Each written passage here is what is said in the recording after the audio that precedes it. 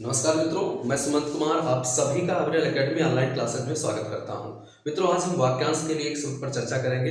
इससे पहले हमने एक लेक्चर पर चर्चा की थी।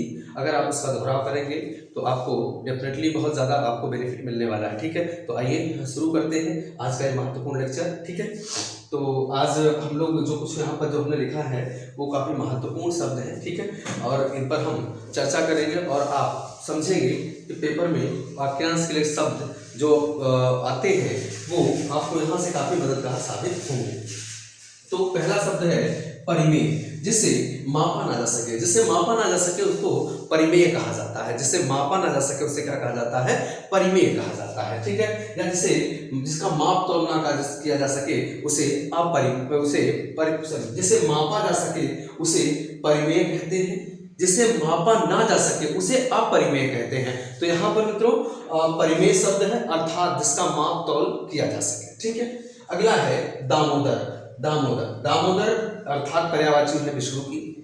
ठीक है, दामोदर का अर्थ यह होता है कि वह पुत्र जिसकी माँ ने उसके पेट में रस्सी बांध रखी हो, उस पुत्र को क्या कहा जाएगा? दामोदर कहा जाएगा। अर्थात एक दाम मतलब रस्सी होती है, जिसके पेट में रस्सी बंधी हो उसे दामोदर कहा जाता है। ठीक है, प्रोसित पतिका, अगला शब्द है प्रोसित पतिका।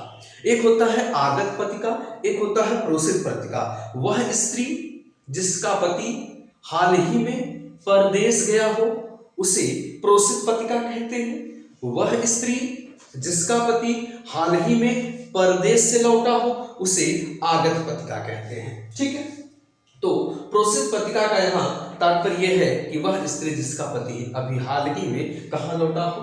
परदेश गया हो। ठीक है, समिधा, हवन में जलने वाली लकड़ी को हम समिधा कहते हैं।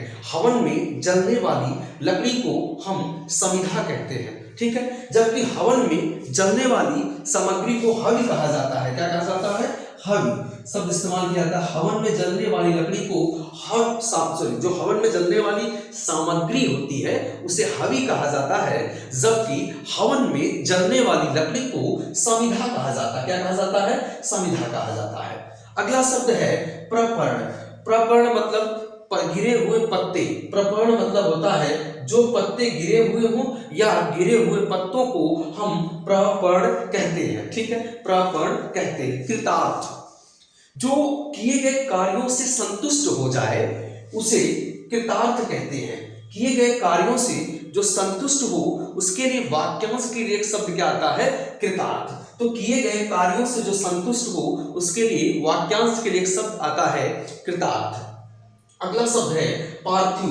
पार्थिव से तात्पर्य है कि जिसका संबंध पृथ्वी से हो, जिसका संबंध पृथ्वी से हो उसके लिए हम वाक्यांश में एक शब्द पार्थिव का प्रयोग करते हैं। ठीक है, पार्थिव का प्रयोग करते हैं। अगला शब्द है अज्ञ। अज्ञ, जिसके पास कोई ज्ञान ना हो, अर्थात जो मूर्ख हो उसे क्या कहा जाता है? अज्ञ कहा जाता है। अर्थात कुछ भी ना जानने वाला।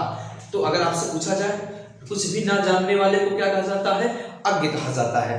यहीं पर इसके विलोम की बात करें, अगर हम विज्ञ शब्द बोल देंगे, यहाँ पर क्या बोल देंगे? विज्ञ। अगर हम विज्ञ शब्द का इस्तेमाल करेंगे तो इसका विलोम हो जाएगा विज्ञ। तो अज्ञ क्या क्या हो जाता है? विज्ञ। नश्वर, जो नष्ट हो जाए। अगला शब्द है जो नष्ट हो जाए, जो समाप्त हो जाए, उसके लिए वाक्यांश के लिए एक शब्द का प्रयोग किया जाता है नश्वर। तो नश्वर मतलब जो नष्ट हो जाए। ठीक है, नवोढ़ा। अगला शब्द है नवोढ़ा। वह लड़की, वह कन्या जिसका अभी अभी हाल ही में विवाह हुआ हो उसे नवोढ़ा कहा जाता है। वह कन्या जिसका अभी हाल ही में विवाह हुआ हो उसे नवोढ़ा कहा जाता है। क्या कहा जाता है? नवोढ़ा। ठीक है, अगला शब्द है परकिया। परकिया का मतलब होता है वह स्त्री जो पराये पुरुष अर्थात दूसरे पुरुष से प्रेम करती हो वह क्या कहलाती है? वह परकिया कहलाती है। अपने पति से ना प्रेम करके किसी अन्य पुरुष से प्रेम करने वाली स्त्री को क्या कहा जाता है? परकिया कहा जाता है। परकिया अर्थात किसी पर के अधीन, मतलब किसी दूसरे के अधीन हो। ठीक है, तो वह स्त्री जो दूसरे से प्रेम करती हो उसके लिए परकिया शब्द का प्रयोग किया जाता है। अगला है पुरंदरी। पुरंदरी, एक पुरंदरी होता है, एक आवीरा होता है। देखिए यहां पर मैंने कहीं आवीरा शब्द को लिखा है, यहां पर देखिए आवीरा, पुरंदरी और आवीरा, ये दोनों शब्द एक दूसरे के पूरी तरह से विलोम है। ठीक है, अगर हम बात करें कि पुरंदरी क्या होता है, तो पुरंदरी वह स्त्री जिसके पुत्र और पति दोनों हों, उसको हम पुरंदरी कहते हैं। जबकि वह स्त्री जिसके पति और पुत्र ना हो, उसके लिए हम आवीरा शब्द का प्रयोग करते हैं। तो आई होप आपने बहुत अच्छा समझा होगा पुरंदरी और आवीरा में अंतर क्या है। आवीरा जिसके पुरुष वह जिसके पति और पुत्र ना हो आवीरा, और जिसके पुत्र और पति हो वो स्त्री क्या कहलाती है, वह पुरंदरी कहलाती है। ठीक है, मीनाक्षी, मीनाक्षी से तात्पर्य हमारा है कि मीन जैसे अच्छी वाली, मतलब मछली के जैसी सुंदर आंखों वाली को क्या कहा जाता है, मीनाक्षी कहा जाता है। क्या कहा जाता है, मीनाक्षी।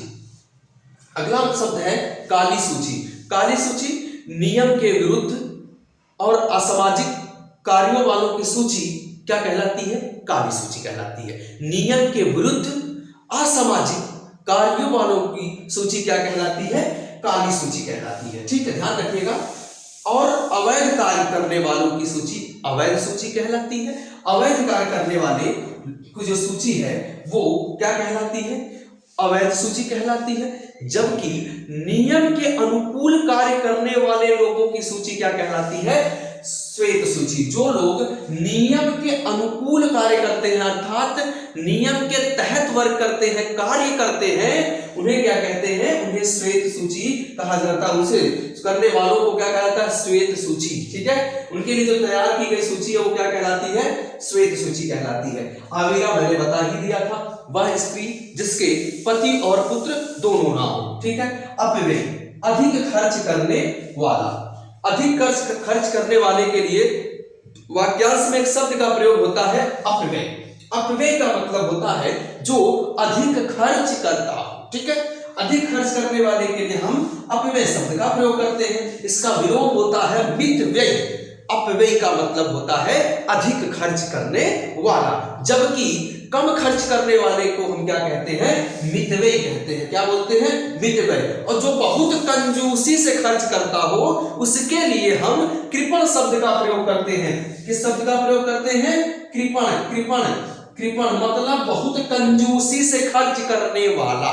ठीक है, चलिए। अद्यूढ़ा, अद्यूढ़ा, अद्यूढ़ा का मतलब होता है कि वह स्त्री जिसके पति किसी अन्य से प्रेम करता हो। ठीक है, या वह स्त्री जिसका पति किसी और स्त्री से चाह रखता हो वो स्त्री कहलाती है अद्यूढ़ा। क्या कहलाती है, अद्यूढ़ा। अगला शब्द है कृतज्ञ। कि एक होता है कृतज्ञ, एक होता है कृतज्ञ, जो किए गए उपकार को माने ना माने। कृतज्ञ जो किए गए उपकार को नहीं मानता है उसके लिए हम वाक्यांश में एक शब्द का प्रयोग करते हैं कृतज्ञ, और जो वह मानता है उसके लिए उसे कृतज्ञ कहा जाता है। ठीक है, जीन, जीन एक शब्द सुना होगा आप लोगों ने, हौदा। हौदा सेम उसी प्रकार से हौदा जैसे होता है वैसे जीन होता है। जीन क्या होता है मित्रों, कि जो घोड़े के ऊपर जो बैठने वाली जो गद्दी होती है उसे जीन कहा जाता है, जबकि हाथी के ऊपर जो बैठने वाला जो स्थान होता है उसे हौदा कहा जाता है। ठीक है, तो घोड़े के ऊपर जो गद्दी रखी होती है जिस पर बैठा जाता है, जो रख करके घुड़सवारी की जाती है, उसे क्या कहते हैं, उसे जीन कहते हैं। क्या कहते हैं, जीन। वायव्य, वायव्य और ईशान दोनों ही महत्वपूर्ण शब्द हैं। ये देखिए जिस तरह से ये ईशान हो गया, ये उत्तर है, ये पूर्व है, तो उत्तर और पूर्व के बीच की जो दिशा होती है वो क्या कहलाती है, वो कहलाती है ईशान। और जबकि उत्तर और पश्चिम के बीच की जो दिशा होती है इधर, ये कहलाती है वायव्य। तो वायव्य उत्तर और पश्चिम के बीच की दिशा, और जबकि ईशान उत्तर और पूर्व के बीच की दिशा क्या कहलाती है, ईशान कहलाती है। अगला शब्द है तकावी। तकावी शब्द मित्रों वो होता है जो राजकीय ऋण या राज्य सरकार द्वारा किसानों को जो ऋण दिया जाता है उसे तकावी कहा जाता है। क्या कहा जाता है? तकावी। तो वह ऋण जो किसानों को सरकार के द्वारा दिया जाता है उसे क्या कहते हैं? उसे तकावी कहते हैं। ठीक है, अगला है मंथर। मंथर का मतलब होता है जो बहुत ही स्लो काम करता हो, जो बहुत धीरे धीरे गति से काम करता हो, उसे मंथर कहा जाता है। क्या कहा जाता है? मंथर। जो बहुत धीरे धीरे काम करता है उसे क्या कहा जाता है? मंथर कहा जाता है। अपाद मस्तक। अपाद मस्तक का अर्थ होता है सिर से लेकर पैर तक। क्या होता है? सिर से लेकर पैर तक वाक्यांश के लिए एक शब्द का प्रयोग करते हैं अपाद मस्तक का। ठीक है, अगला शब्द है दीर्घसूत्री। दीर्घसूत्री आपसे पूछा जाएगा कि दीर्घसूत्री जो व्यक्ति हर काम देरी से करता हो उसके लिए आप वाक्यांश में एक शब्द दीर्घसूत्री का प्रयोग करेंगे। जो व्यक्ति हर काम देरी से करता है उसे क्या कहा जाता है? वो व्यक्ति कहलाता है दीर्घसूत्री। दीर्घसूत्री। तो जो व्यक्ति क्या करता हो? जो व्यक्ति हर काम देरी से करता हो वो क्या कहलाता है? दीर्घसूत्री। अगला शब्द है गोधूलि वेला। शाम और रात्रि के बीच का जो समय है उसे कहते हैं गोधूलि। गोधूलि वेला या गोधूलि कहते हैं। इसी वक्त जो पशु होते हैं वो अपने घर की तरफ लौटते हैं, उनसे जो पैरों से उड़ने वाली धूल के लिए हमने गोधूलि शब्द का प्रयोग किया है। तो अगर आपसे पूछा है गोधूलि वेला या गोधूलि, बातें की है, किसे कहते हैं? तो गोधूलि उसे कहते हैं जब जानवर क्या करते हैं? अपने घर को लौटते हैं। दूसरे शब्दों में हम कह सकते हैं कि रात्रि और सायंकाल के बीच का समय को हम क्या कहते हैं? गोधूलि कहते हैं। ठीक है, अगला शब्द है स्वेदज। स्वेदज पसीने से उत्पन्न के लिए जो व्यक्ति पसीने से उत्पन्न है, जिसका भी जन्म पसीने से हो उसको स्वेदज कहा जाता है। जैसे अंडे से उत्पन्न अंडज, स्वेदज से उत्पन्न स्वेदज। ठीक है, चलिए ज माने जन्म लेना। जैसे हमने पंकज, पंक मतलब कीचड़, जा मतलब जन्म लेना, तो कीचड़ में जन्म लेगा अर्थात कमल। ठीक है, चलिए निरामिष। निरामिष का मतलब होता है जो मांस नहीं खाता है। जो मांस नहीं खाता है उसके लिए वाक्यांश में एक शब्द क्या आता है? निरामिष आता है। क्या आता है? निरामिष। ठीक है, निर्निमेष बिना पलक झपकाए हुए के लिए वाक्यांश में एक शब्द क्या आता है? वाक्यांश में एक शब्द आता है निर्निमेष। निर्निमेष या फिर कहीं कहीं आपको देखने को मिलेगा अपलक, लेकिन सबसे सटीक अपलक नहीं बल्कि निर्निमेष निस्बत। दोनों का अर्थ सेम है लेकिन आपको ज्यादा सटीक निर्निमेष माना जाता है। अगर दोनों विकल्प में है तो आप निर्निमेष को लगाइए, आपको मार्क्स जरूर मिलेगा। ठीक है, चलिए अगोचर। जिसे इंद्रियों द्वारा ना जाना जा सके उसे अगोचर कहते हैं। क्या कहते हैं? जिसे इंद्रियों द्वारा जाना ना जा सके उसे अगोचर कहते हैं। तो अगोचर मतलब जिसे इंद्रियों द्वारा जाना ना जा सके। अगला शब्द है औरस। औरस जब आपसे पूछा जाएगा कि विवाहित पत्नी से उत्पन्न पुत्र को क्या कहते हैं? औरस कहते हैं। खुद की जो पत्नी है जिससे खुद की शादी हुई है उससे उत्पन्न पुत्र क्या कहलाएगा? औरस कहलाएगा। जबकि अगर अपनी पत्नी से उत्पन्न पुत्र नहीं है तो जारज कहलाएगा। ठीक है, तो विवाहित पत्नी से जिससे व्यक्ति का विवाह होता है उस पत्नी से उत्पन्न पुत्र क्या कहलाएगा? औरस कहलाएगा। क्या कहलाएगा? औरस। यहां पर निर्निमेष फिर से आ गया मित्रों। चलिए आगे चलते हैं। अंतरिक्ष। अंतरिक्ष क्या होता है? अंतरिक्ष का मतलब होता है पृथ्वी और आकाश के बीच का जो स्थान है क्या कहलाता है? अंतरिक्ष कहलाता है। पृथ्वी और आकाश के बीच का स्थान क्या कहलाता है? तो पृथ्वी और आकाश के बीच का स्थान अंतरिक्ष कहलाता है। पृथ्वी की पर्यायवाची मैंने बताई थी धरती, धरा, वसुंधरा, मेदन, भू, रसाला, पृथ्वी, अमन। ठीक है, तो आप उम्मीद करते हैं आपने इसको याद किया होगा। ठीक है, जिस तरह से आकाश की पर्यायवाची नभ, गगन, नभ सुनिएगा एक बार, मैं बहुत धीरे से बोल रहा हूं, फिर थोड़ा सा तेज बोलेंगे, दोहराव तेजी से स्पीड से दोहराव करेंगे। नभ, गगन, अंतरिक्ष, अंबर, व्योम, खा, शून्य, फलक, हिमांशु। फिर से सुनिए, नभ, गगन, अंतरिक्ष, अंबर, फलक। ठीक है, तो हिमांशु नहीं, हिमांशु चंद्रमा होता है, सॉरी। नभ, गगन, अंतरिक्ष, अंबर, व्योम, खा, शून्य, फलक। तो नभ, गगन, अंतरिक्ष, अंबर, व्योम, शून्य, खा, फलक किसकी पर्यायवाची है? आकाश की पर्यायवाची। नभ, गगन, अंतरिक्ष, अंबर, व्योम, शून्य, खा, फलक ठीक है। किसकी पर्यायवाची है? ये पर्यायवाची है आकाश की। धरती की, धरती धरा वसुंधरा, मेदन भू रसाला पृथ्वी अवनी। ठीक है। चलिए, पांडुलिपि वह पुस्तक जो हाथ से लिखी गई हो उसे क्या कहते हैं? उसे पांडुलिपि कहते हैं। वह पुस्तक जो हाथ से लिखी गई हो उसे क्या कहते हैं? वो पुस्तक कहलाती है पांडुलिपि। सुषुप्सा सोने की इच्छा। कौन सोना नहीं चाहता? सब सोना चाहते हैं। ठीक है। अब सोने का अर्थ आप समझिए। ठीक है। ठीक, कोई स्लीपिंग वाला हो, कोई गोल्ड वाला हो, कोई किसी और वाला सोना। ठीक है। सुषुप्सा, ठीक है। तो सुषुप्ता यहाँ सोने वाला, स्लीपिंग वाला सोना है ना, गोल्ड वाला नहीं, सोने की इच्छा रखने वाला। ठीक है। एक दौहित्र, पुत्री का जो बेटा होता है, अर्थात दुहिता बिटिया का जो पुत्र होता है, बिटिया का जो लड़का होता है, वो कहलाता है दौहित्र। क्या कहलाता है? दौहित्र। ठीक है। तो पुत्री का पुत्र क्या कहलाएगा? दौहित्र कहलाएगा। अरे सीधे शब्दों से नाती कहते हैं, नाती को क्या बोलेंगे? दौहित्र बोलेंगे। ठीक है। जो नाती होता है उसे दौहित्र कहा जाता है, क्योंकि वो पुत्री का पुत्र होता है। ठीक है। अनन्य मनस्क, जिसका मन कहीं अलग लगा हो, जिसका मन कहीं और लगा हो, उसे कहते हैं क्या? अनन्य मनस्क। अनन्य मनस्क। ठीक है। आशांत का अर्थ होता है प्रेम करना, किसी अन्य से प्रेम करना। आशांत मतलब होता है किसी अन्य से प्रेम करना। आगे इंद्रियाजालिक मतलब इंद्रियों को भ्रमित करने वाला। जो आपकी इंद्रियों को भ्रमित कर दे उसे क्या कहते हैं? इंद्रियाजालिक।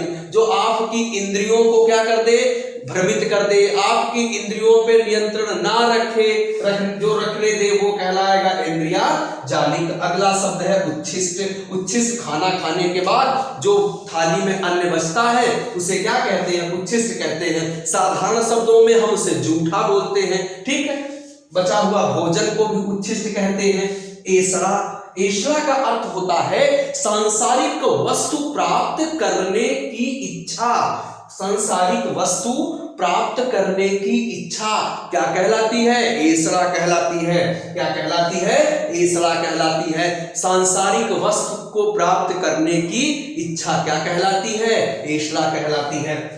विभावरी, देखिए अलग अलग रात होती है, निशा, निशीथ, रात्रि, विभावरी, ये सब पर्यायवाची रात की तो है, लेकिन सबका अपना अपना अर्थ अलग अलग है। जैसे हमने आपको बताया था आधी रात का समय निशीथ, आधी रात का समय निशीथ, और हमने बताया था चंद्रमा वाली, चांदनी वाली रात, तो आपने कहा सरवरी। हमने बताया था चंद्रमा वाली रात क्या कहलाती है? सरवरी कहलाती है। जबकि तारों वाली रात क्या कहलाती है? विभावरी कहलाती है। क्या कहलाती है? तारों वाली रात क्या कहलाती है? विभावरी कहलाती है। अगला शब्द है हरावल। हरावल का मतलब होता है कोई आर्मी के आगे वाली टुकड़ी। जैसे कोई बहुत बड़ी सेना हो तो सेना के आगे वाला भाग क्या कहलाता है? टुकड़ी होती जो आगे आगे चलती है वो कहलाती है हरावल। तो उम्मीद करते हैं मित्रों आपने इस चीज को समझा होगा और आप इसको रिवाइज करिए, है ना। और अगला मिलते हैं अगले लेक्चर में, तब तक के लिए धन्यवाद।